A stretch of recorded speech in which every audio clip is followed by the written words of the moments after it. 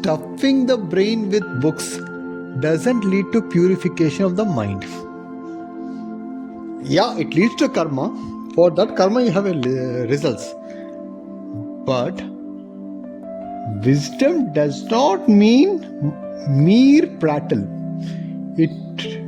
That learning must be put into practice and authenticated by our actions.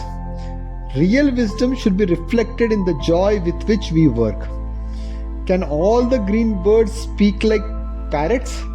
Can all the worms crawling on flowers hum like bees? Can the ass wearing tiger skin ever become a tiger?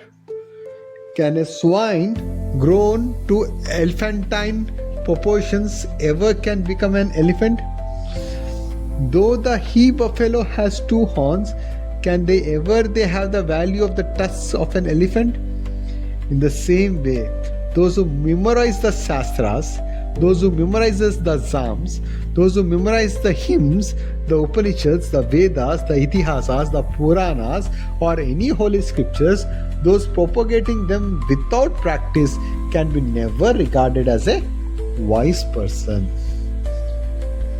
So Krishna tells Arjuna in Gita, I am present behind all phenomena. I am the spirit present in you as well as in all the soldiers who have gathered here for battle. When you regard yourself as distinct and different from me, you cannot properly understand the aspect of unity. In this context, the common statement I and you are one is incorrect. I am I and you are you always. In fact, I and you become we. We and we are one is a more correct statement because you and I are present in we. Wisdom resides in every heart like an effulgent beam of light. In the modern age, it is described as superconsciousness. Our consciousness is the wakeful state. The dream state is called subconsciousness, and the state of deep sleep is called latent consciousness or unconsciousness. Beyond this, there is a turiya, or the 4th state, that is of the superconsciousness. If we follow the superconsciousness in us, we shall be obeying the teachings of the Krishna to Arjuna. A little example illustrates the existence of the superconsciousness in a man. A thief entered a house at night and stole many objects. The next morning he was arrested by the police. In the wakeful state during the day, the thief denied his offense in order to defend himself and escape punishment.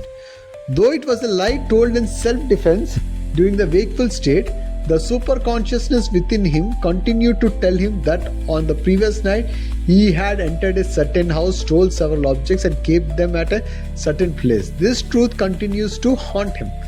In the same manner, though every human being may be guilty of concealing falsehood and sin, though may many lies be told for the sake of escaping worldly censure, deep down within him he is aware of the sins he has committed, the lies he has told, and the harm he has caused to others. The area from which such inner promptings of truth generate is the abode of the Lord. So in the heart of every man there is a continual dialogue, a perennial argument between the human and the divine. I often say that you should not remain forever in the stage of idol worship. You may worship a picture of God, but not God as a picture. You may worship a picture of God, but not God as a picture. Carrying on your inquiry, you should strive to manifest the divinity latent in you and recognize that the superconsciousness in you is your real master. You must follow the real master who is in you, and you need to face the devil of the evil tendencies in you, fight them to the end, finish the game of the life with success. This is what? Then you recognize that superconsciousness is immanent and transcendent, and it alone exists. The existence itself is that superconsciousness. It's the screen of consciousness.